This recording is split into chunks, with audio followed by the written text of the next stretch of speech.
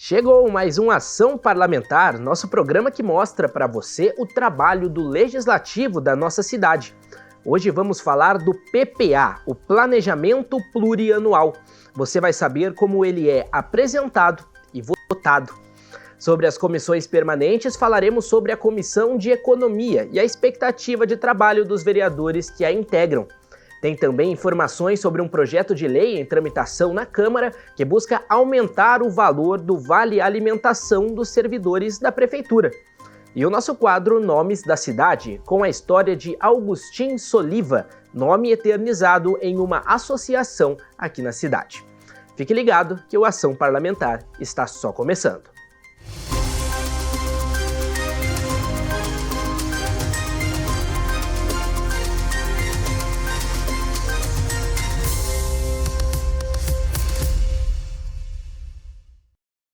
O PPA é o chamado Planejamento Plurianual. Ele é essencial para o desenvolvimento da cidade, o gerenciamento orçamentário e o controle de despesas. Cada PPA vale por 4 anos. Neste ano de 2025, teremos uma nova votação para o planejamento que será válido de 2026 a 2029. E a gente preparou uma reportagem para mostrar para você como o PPA é elaborado, votado e aprovado. Todo mundo que recebe salário sabe que organizar a vida financeira é necessário para que não falte dinheiro no fim do mês. Essa organização envolve planejamento de como e quando gastar os recursos para evitar dívidas. No gerenciamento de uma cidade, por exemplo, isso também acontece. Um dos instrumentos para essa organização é o Plano Plurianual, ou apenas PPA. Uma lei que define os objetivos e diretrizes do governo para o período de 4 anos. Nela estão contidas diversas metas e propostas de programas e ações que deverão fazer parte da gestão da cidade. Ele tem a função de dizer para a população, e escrever de uma forma formal quais são as propostas do governo para os próximos 4 anos. Então, como que a gente... o que nós vamos implementar nos próximos 4 anos? Aí são todos os projetos, são todas as políticas públicas que serão feitas nesses 4 anos. Aderente, inclusive, à própria o plano de gestão que o governo faz, antes, na época de eleição, por exemplo, mostrando o que ele pretende entregar para a população. Esse é o primeiro marco, que a gente coloca para os próximos 4 anos e aí a gente vai ajustando. 2025 é o último ano da PPA que foi aprovada em 2021. Por isso, neste ano, os governos executivos devem elaborar um novo plano plurianual que ficará em vigor até 2029. É com base no PPA que as prefeituras e governos elaboram a LDO e a LOA, leis que ordenam a construção do orçamento público.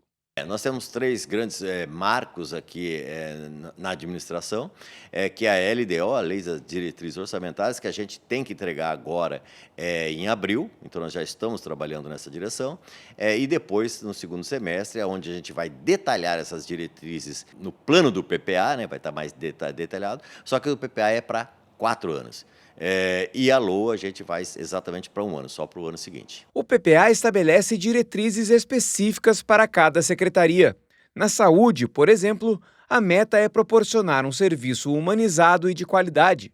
Na educação, garantir o pleno exercício da cidadania em todos os níveis escolares. Na mobilidade urbana, melhorar o sistema viário e a eficácia do transporte coletivo. A educação, pelo que nós já notamos, as propostas têm sido na casa dos 25%, não se pode alterar, cortar a verba, isso vai ser exigido pela Câmara dos Vereadores, para que a Prefeitura não faça remanejo de orçamento para a educação, porque cada vez mais é necessário investimento e, além de tudo, o número de pessoas tem aumentado, então a diretriz mínima tem que ser respeitada de qualquer forma. As outras pastas ainda tendem a amadurecer, por uma questão de organização, porque os estados têm maior contribuição. Mas, por exemplo, a questão de verbas e projetos que estão sendo discutidos, que foram aprovados, eles vão passar por um crivo e para que eles sejam, por exemplo, remanejados, precisa ter votação, então vai ter um sistema mais rigoroso de acompanhamento dessas atribuições.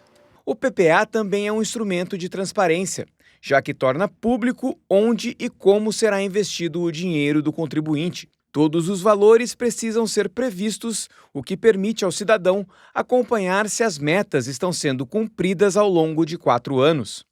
Caso as prefeituras não consigam cumprir as metas, o gestor público pode ser responsabilizado. Eles se obrigam a cumprir o que está na meta. O que pode ser avaliado é que a previsão orçamentária falhou de forma não grotesca, né? Mas porque houve uma pandemia, por exemplo, houve catástrofes que impediram que aquilo fosse efetivamente praticado. Mas eles assumem uma responsabilidade bem maior agora, porque eles estabelecem um cronograma próprio. Eles ofertaram, foi debatido com a população, foi colocado à mesa. Então, há a possibilidade, sim, do gestor público ser responsabilizado pessoalmente, caso o plano não venha se concretizar, não venha ocorrer e a meta ser batida por uma questão de má gestão. A Câmara também tem um papel importante na criação do plano plurianual de uma cidade, pois após o PPA ser elaborado, esse documento é enviado para apreciação dos vereadores, que analisam e aprovam a proposta.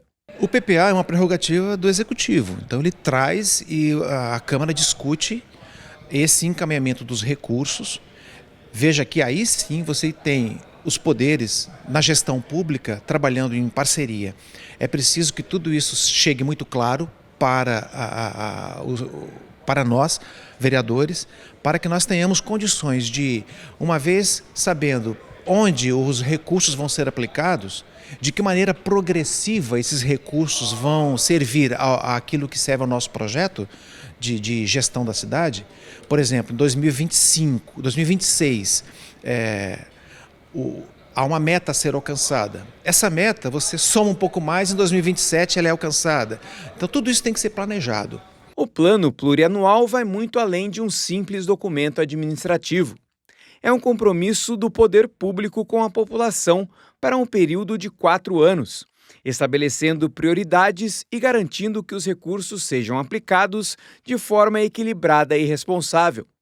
Por isso, acompanhar a elaboração e a execução dele é um direito e dever de todo cidadão. Tenho visto assim uma participação menor da população. Não precisa vir na audiência pública, porque às vezes as pessoas não têm condições, mas faça via online, através do seu vereador, se quiser. Como vai ser um canal aberto de comunicação, que sejam levadas essas pautas, porque as casas vão se obrigar a trabalhar esses temas, né, e principalmente atender os anseios da população, que tem prioridade na sugestão de temas. Então, ficaria a dica à população, que sempre que possível, participar dessa oportunidade, que é uma maneira de exercer realmente a cidadania. Aqui no Ação, a gente segue na nossa série de apresentar para você as comissões permanentes da Câmara Municipal. Hoje chegou a vez da Comissão de Economia ter espaço por aqui. Nós vamos trazer a expectativa de trabalho para os próximos 2 anos. Para os próximos 2 anos, a Comissão de Economia e Finanças da Câmara de São José dos Campos terá uma nova composição. Gilson Campos assume como presidente, Marcão da Academia como relator e Sérgio Camargo como membro.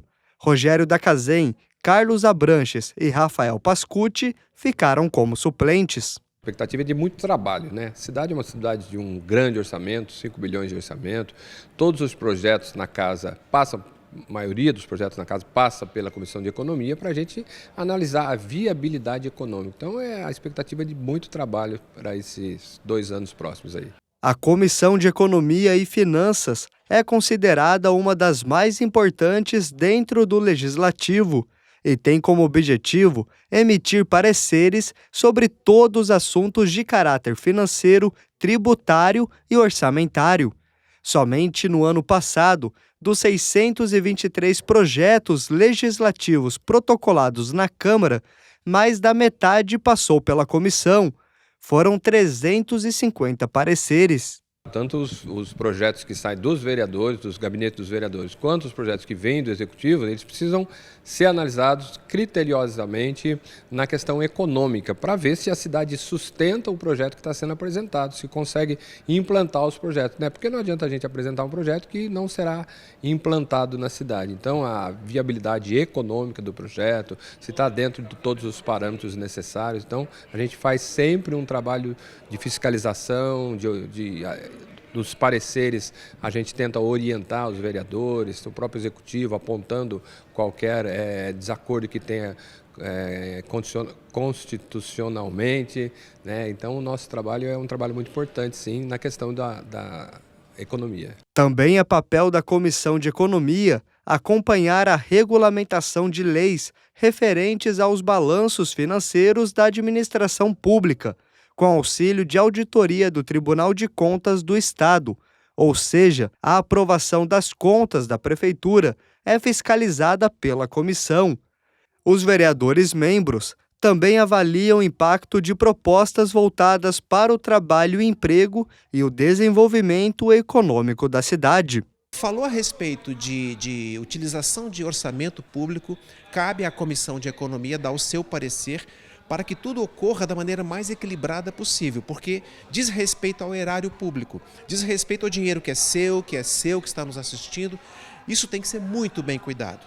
É essa comissão que cuida disso, analisando todos os aspectos jurídicos, os aspectos econômicos, para poder dar um parecer seguro. Outra função é fiscalizar o executivo e saber se o orçamento da cidade está sendo executado da forma correta. Nesse sentido, a Comissão de Economia tem um papel importante na análise e elaboração de leis orçamentárias, como a LDO, a LOA e o PPA. A fiscalização é parte do trabalho do vereador, seja na Comissão de Economia ou mesmo como um vereador que esteja em outra comissão. A gente precisa fiscalizar o Poder Executivo, as iniciativas dos vereadores, né, se o orçamento está sendo executado da maneira correta, de acordo com a LDO, com a PPA, né? Então a fiscalização faz parte do nosso trabalho como vereador. Na parte da economia, a gente tem um olhar mais criterioso para as finanças, para o orçamento do município, a gente olha mais essa parte na Comissão de Economia. A expectativa para este mandato é que a comissão continue a contribuir com o desenvolvimento da cidade, na garantia de que as verbas e políticas públicas na área sejam bem executadas. Falou a respeito de aplicação de recurso financeiro, a Comissão de Economia tem que estar presente. Então, o olhar dela não é na aplicação, é na como que isso pode ser feito para o melhor da cidade. Entendeu? Quem vai aplicar é o Executivo. Na semana que vem, a gente continua a te mostrar o trabalho das comissões permanentes do nosso Legislativo. Agora a gente vai para a primeira pausa por aqui. Já já nós voltamos.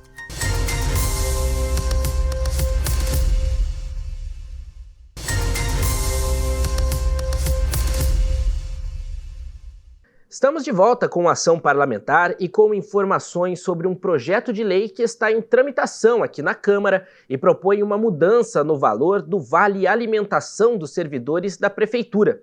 O projeto foi apresentado pelo vereador Carlos Abranches. A comida pesada no prato também pesa no bolso. Quem almoça todos os dias fora de casa sente cada aumento dos preços. Nesse restaurante, servidores municipais estão aqui todos os dias. Para eles, o maior desafio é fazer o Vale Alimentação durar o mês todo. O Vale Alimentação de São José dos Campos é R$ 27,00, porém 65% dos trabalhadores da Prefeitura pagam até 70% sobre os 27. Essa compensação acaba saindo do bolso? Sai do bolso, exatamente. Um projeto de lei apresentado pelo vereador Carlos Abranches pode mudar essa realidade. O texto em tramitação na Câmara propõe a mudança do valor do Vale Alimentação dos servidores da Prefeitura, que passaria de R$ 27 para R$ 42,00 por refeição diária. O projeto substitutivo ainda prevê alterar 2 artigos da Lei de 1994, que estabelece o Programa de Alimentação dos Servidores Municipais. Assim, o desconto em folha para receber o benefício deixaria de ser obrigatório, e o valor do vale também seria reajustado conforme o gatilho salarial. Para o vereador, o tema tem impacto direto para milhares de servidores públicos e depende de uma atualização da legislação. Na verdade, o projeto já existe. Há um tempo foi proposto pelo vereador José Cláudio, com a participação de alguns outros vereadores. O que nós fizemos? Fizemos um ajuste nesse projeto para que ele pudesse ser atualizado e efetivamente entrar em discussão já caminhou para as comissões, ele foi aprovado por unanimidade num primeiro momento. Num segundo momento, foi para as comissões. Na justificativa do projeto, o vereador argumenta que o benefício dos servidores necessita de um reajuste efetivo. Além disso, o atual valor está abaixo do praticado pelo mercado, principalmente diante do desconto no salário de até 70% do total recebido. Sinto que o servidor merece. Ele merece ter um ticket adequado aos seus gastos diários, mais do que necessário. Esse valor, inclusive, não altera muito, R$ 40 para R$ 42 é a proposta do meu substitutivo. Só que ele vem acrescido de alguns detalhes muito importantes. Um deles é o indexador, que assim que a inflação alcançar e começar a fazer perder o poder de compra, ele é reajustado automaticamente, resolve esse problema.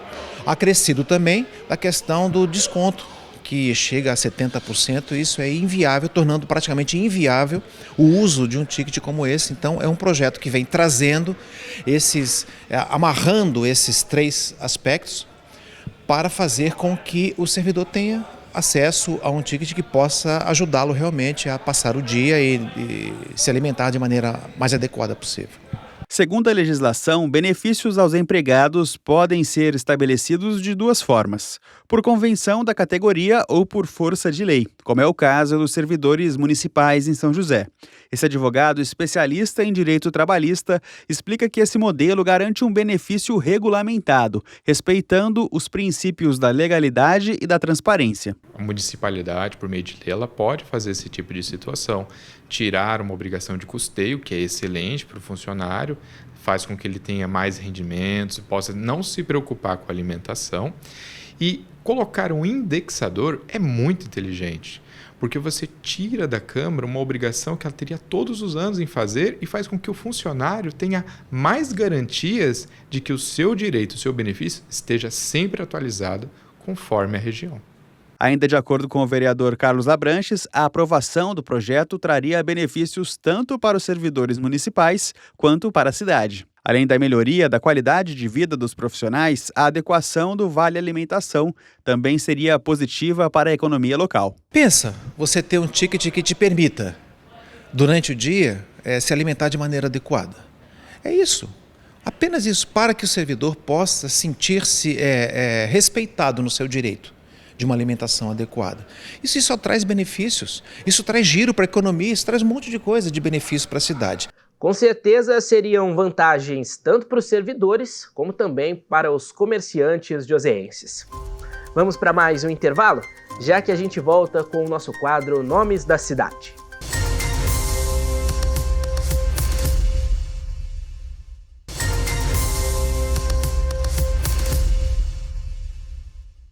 Tô de volta e com o nosso quadro Nomes da Cidade, aquele momento de contar a história de pessoas importantes para o nosso município.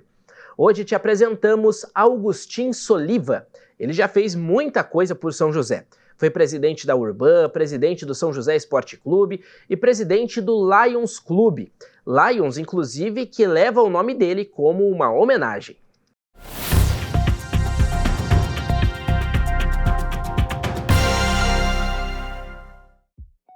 Essa é a sede do Lions Clube de São José dos Campos, uma associação mundial que realiza vários serviços de assistência social. Os clubes de Lions trabalham com as causas globais. Entre elas, eu vou destacar para você o combate à fome, a prevenção da visão, a campanha de prevenção de diabetes, campanha de prevenção de câncer infantil e essas são uma campanha de prevenção e conservação da visão.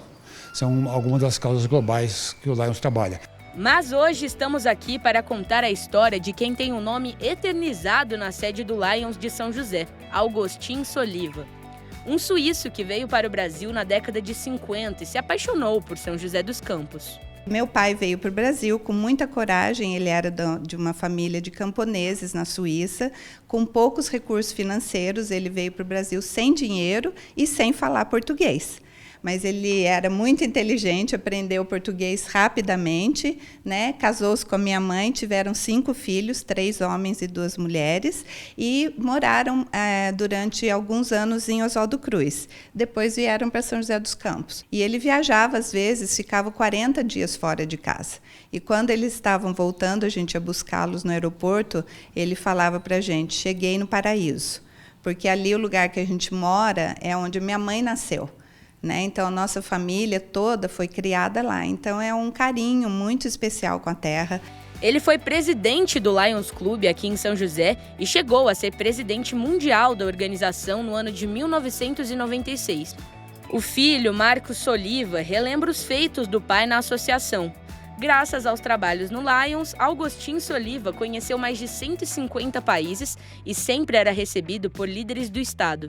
Em cada país ele era recebido ou por um chefe de Estado ou por um ministro de Estado, porque o Lions sempre ia saber das necessidades desses países, né? Países da África, da Ásia, principalmente América Central, que sempre precisavam de investimentos nessa questão do combate à desigualdade social, às pessoas vulneráveis, né, em situação difícil. Eu lembro até que meu pai lançou um projeto, que era um projeto chamado Children at Risk, que é um projeto que foi reconhecido mundialmente, inclusive pela ONU. Meu pai, depois de falecido, foi homenageado na ONU pelo projeto Children at Risk, que visava tirar as crianças que estavam em situação de vulnerabilidade dessa situação difícil, né, de prostituição infantil, de trabalho escravo, de tráfico de drogas. Um momento especial na vida do meu pai foi quando ele teve com Nelson Mandela, presidente da África, quando ele teve com o Papa João Paulo II, no Vaticano também, recebendo das mãos do Papa, né, um terço abençoado pelo Papa, ele e minha mãe. Quando ele teve com presidentes, né, dos Estados Unidos, Jimmy Carter, que através da Fundação Carter, também em parceria com o Lions, desenvolveu projetos importantes. O presidente da Itália, na época, Oscar Scofaro, o presidente da Alemanha, ele sempre teve reuniões com pessoas que tinham poder de decisão nos seus países e pôde contribuir muito para a política de combate às pessoas que estavam em dificuldades e melhorar a vida das pessoas. Soliva teve uma carreira extensa. Foi empresário na área automotiva, presidente do São José Esporte Clube e presidente da Urban. Também contribuiu para o desenvolvimento da cidade com o planejamento de obras importantes no município. O projeto desse anel viário nasceu dentro da Urban, a pedido do prefeito Joaquim Bevilacqua, para que São José pudesse expandir a sua área, para pudesse ter mais mobilidade urbana. E lá, na época, a entrada e saída de São José era pela Avenida Nelson Dávila. Então, entrava e saía, eram 2 pistas, uma subia, outra descia, e o trânsito ficava muito truncado. Então, o projeto era criar uma alça viária para que São José pudesse crescer. Então, meu pai apresentou o projeto à época para o Bevilacqua, o que deu uma grande arrancada para o desenvolvimento de São José, principalmente para a região da Cassiano Ricardo. Quem teve a oportunidade de conhecer Augustin Soliva relembra a presença marcante do suíço. José Melo Correia foi um companheiro leonístico, como costumam dizer no clube. E ele era uma pessoa muito amável, né? Uma pessoa de muito respeito, né? Uma pessoa honestíssima, um empresário honestíssimo. Respeitava já naquela época muito as mulheres, a questão da diversidade, aceitava todos os tipos de pessoas, aceitava todo tipo de diálogo, ouvia muito mais do que falava, mas quando falava com precisão. Mesmo com tanto reconhecimento pelo mundo, Augustin Soliva deixava claro o que tinha de mais valioso na vida: o amor pela família. E eles sempre faziam questão das refeições a gente tomar as refeições sempre juntos. Então, o café da manhã, todos juntos, o jantar, ele sempre perguntava para a gente como tinha sido o dia, como tinha sido a nota na escola. Então, meu pai e minha mãe sempre foram modelos para a gente. Augustin Soliva faleceu em 2012, aos 84 anos. A história que construiu é conservada por várias homenagens na cidade. A do próprio Lions, um memorial no mesmo local com vários prêmios e títulos que o ex-presidente do clube recebeu, e o nome na Galeria do Empreendedor, que fica no Campo dos Alemães. Na Câmara Municipal, recebeu a medalha Cassiano Ricardo e o título de cidadão joseense. Essas honrarias enchem os filhos de orgulho e servem de lembrança de tudo que foi construído pelo pai. Essa homenagem que foi feita no nosso clube, de colocar o nome Agostinho Soliva no clube, foi uma homenagem muito justa, porque ele viveu Lions. Meu pai vivia Lions, ele colocava o Lions como uma prioridade na vida dele. A vida dele sempre foi focada nisso. Além do trabalho dele como empresário, também serviu a vida pública em São José dos Campos, e pôde servir ao Lions para servir as instituições que precisavam de ajuda. Pois é, quanta coisa o Soliva fez pela nossa cidade. Uma homenagem muito justa. Nós chegamos ao fim do Ação Parlamentar de hoje, mas na semana que vem eu volto com mais informações. Até lá você confere toda a nossa programação em youtube.com/TV Câmara SJC. Tchau, tchau.